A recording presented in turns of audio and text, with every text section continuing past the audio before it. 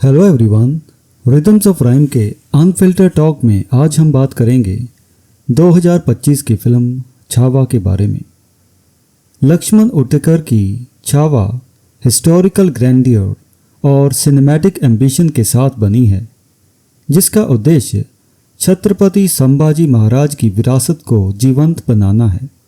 शिवाजी सावंत के इसी नाम के मराठी नावल पर आधारित यह फिल्म वीरता, विश्वासघात और शक्तिशाली मुगल एम्पायर के खिलाफ प्रतिरोध की कहानी प्रस्तुत करती है। विक्की कौशल मुख्य भूमिका में वॉरियर किंग के रूप में नजर आते हैं और यह फिल्म संभाजी महाराज की ऐतिहासिक पहचान को मजबूत करने का प्रयास करती है, जिन्हें अक्सर उनके पिता छत्रपति शिवाजी महाराज की छवि के आगे कम आंका जाता है। करीब 3 घंटे लंबी यह फिल्म युद्ध क्षेत्र की वीरता, दरबारी राजनीति और नाटकीय टकराव से भरी हुई है। इस रिव्यू में हम फिल्म की प्लॉट, परफॉर्मेंसेस, टेक्निकल एस्पेक्ट्स और कुछ कमजोरियों के बारे में बात करेंगे। सबसे पहले प्लॉट। फिल्म संभाजी महाराज की यात्रा को दर्शाती है, जो उनके पिता छत्रपति शिवाजी महाराज के निधन के बाद शुरू होती है। यह कहानी मुगल एम्पायर के खिलाफ उनके युद्धों, उनकी सौतेली मां सोयरबाई के साथ आंतरिक संघर्ष और उनके अंतिम विश्वासघात को दर्शाती है। कहानी की शुरुआत एक शक्तिशाली ओपनिंग सीक्वेंस से होती है, जहां संभाजी बुरहानपुर, जो एक महत्वपूर्ण मुगल स्ट्रॉन्ग होल्ड है, उस पर रणनीतिक हमला करते हैं। यह विद्रोह उन्हें एक ऐसे योद्धा के रूप में स्थापित करता है जिसका औरंगजेब को मजबूर होकर सामना करना पड़ता है। छावा में मराठा कोर्ट में उभरते राजनीतिक तनाव को भी दिखाया गया है। सोयरबाई यानी दिव्या दत्ता, जो संभाजी की सौतेली मां हैं, उनके खिलाफ साजिशें रचती है ताकि अपने बेटे को सिंहासन पर बिठा सकें। दूसरी ओर औरंगजेब के दरबार में भी अशांति है, क्योंकि उनका बेटा मिर्जा अकबर उनके अधिकार को चुनौती देता है। फिल्म भव्य बैटल सीक्वेंसेस और आंतरिक राजनीतिक संघर्ष के बीच घूमती रहती है, उस युग की पूरी तस्वीर दिखाते हुए। इस फिल्म में जहां हमें मराठा योद्धा अपने से कई गुना बड़ी मुगल सेना के साथ लड़ाई करते हुए दिखते हैं, वहीं हमें मुगल बादशाह औरंगजेब की क्रूरता और अमानवीय व्यवहार भी देखने को मिलता है। और आइए अब बात करते हैं परफॉर्मेंसेस की। विक्की कौशल एक प्रभावशाली परफॉर्मेंस देते हैं। वह संभाजी महाराज की वॉरियर स्पिरिट को पूरी तीव्रता से जीवंत करते हैं, खासकर बैटल सीक्वेंसेस और औरंगजेब के साथ उनके डायलॉग्स में। इस भूमिका के लिए उनका फिजिकल ट्रांसफॉर्मेशन काबिले तारीफ है और कौशल यह भी सुनिश्चित करते हैं कि संभाजी केवल एक वन डायमेंशनल वॉर हीरो ना बनकर एक जटिल किरदार के रूप में उभरें। वह उनके आंतरिक संघर्षों और संवेदनशील पलों को बारीकी से उकेरते हैं। फिल्म में कुछ भावनात्मक सीन्स हैं और ड्रीम सीक्वेंसेस भी, जो महत्वपूर्ण पलों में आते हैं और संभाजी के कैरेक्टर में गहराई जोड़ते हैं। इसके साथ ही उनका येसुबाई के साथ टेलीपैथिक कनेक्ट एक रोमांटिक आयाम जोड़ता है, जिससे उनके रिश्ते को एक अधिक भावनात्मक मजबूती मिलती है। और अगर आप हॉलीवुड फिल्म्स के प्रशंसक हैं, तो आपको विक्की कौशल के संभाजी के चित्रण में 300, एपोकलिप्टो और द पैशन ऑफ क्राइस्ट जैसी फिल्मों के किरदारों की झलक मिलेगी। फिल्म छावा एक ऐसे ऐतिहासिक व्यक्तित्व को सेलिब्रेट करने की कोशिश करती है, जिसे उनके पिता की विरासत के कारण लंबे समय तक छाया में रखा गया था। संभाजी महाराज ने मराठी कल्चरल स्पेस में लगभग एक माइथोलॉजिकल पोजीशन हासिल कर ली है और ये फिल्म उस इमेज को बड़े पर्दे पर पोर्ट्रे करने की कोशिश करती है। हालांकि फिल्म की घटनाओं को आधुनिक नेशनलिज्म और रिलीजियस आइडेंटिटी के दृष्टिकोण से पेश किया गया है, पर फिर भी ये दृष्टिकोण इम्पोज्ड नहीं लगता, क्योंकि उनके खिलाफ एंटेगनिस्ट के रोल में औरंगजेब हैं, जो अपनी धार्मिक कट्टरता की ऐतिहासिक पृष्ठभूमि से इस कथा को और भी अधिक कॉन्टेक्चुअल बनाते हैं। अक्षय खन्ना ने औरंगजेब के रूप में एक शक्तिशाली काउंटर पॉइंट प्रदान किया है। उनकी आइसी गेज और कंट्रोल्ड डायलॉग उनके किरदार को एक भयावह आइडेंटिटी देते हैं।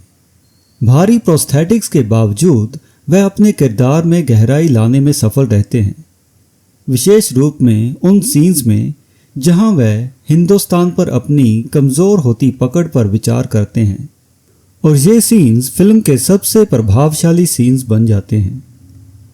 उनकी विकी कौशल के साथ की गई इंटरेक्शंस टेंशन से भरी हुई हैं, जो एक वृद्ध सम्राट और एक विद्रोही योद्धा के बीच स्पष्ट अंतर को उजागर करती हैं। फिल्म में औरंगजेब की धार्मिक कट्टरता को प्रमुख रूप से दर्शाया गया है और अक्षय खन्ना ने अपने करियर की सबसे बेहतरीन परफॉर्मेंस इस भूमिका में दी है। दिव्या दत्ता सॉयरबाई की भूमिका में सीमित स्क्रीन टाइम के बावजूद गहरी छाप छोड़ती हैं। वह एक मां की महत्वाकांक्षा और हताशा को बाखूबी दर्शाती हैं, जो अपने बेटे के लिए सिंहासन सुरक्षित करना चाहती है। आशुतोष राव हम्बीराव मोहिते के रूप में दमदार परफॉर्मेंस देते हैं, हालांकि उनके किरदार को और अधिक स्क्रीन स्पेस मिलना चाहिए था। और विनीत कुमार सिंह कवि कलश के रूप में पोइट्री को जीवंत बना देते हैं, जिससे फिल्म को एक साहित्यिक गहराई मिलती है। और रश्मिका मंदाना की बात करें तो येसुबाई के रूप में वो एक अंडर रिटन रोल में अपना बेस्ट देने की कोशिश करती हुई दिखती हैं, लेकिन युद्ध के दौरान उनकी कमेंट्री से उनका स्क्रीन टाइम बढ़ाने का प्रयास फिल्म की male centred battle heavy narrative में कोई खास असर नहीं डालता। हालांकि संभाजी के साथ उनके सीन्स, जो उनके प्रेम को सहज रूप से दर्शाते हैं, फिल्म में कुछ भावनात्मक पल जरूर जोड़ते हैं। और बात करें डायना पेंटी की, जिन्होंने जीनत की भूमिका निभाई है, वो अपनी ज़्यादा छाप नहीं छोड़ पाती।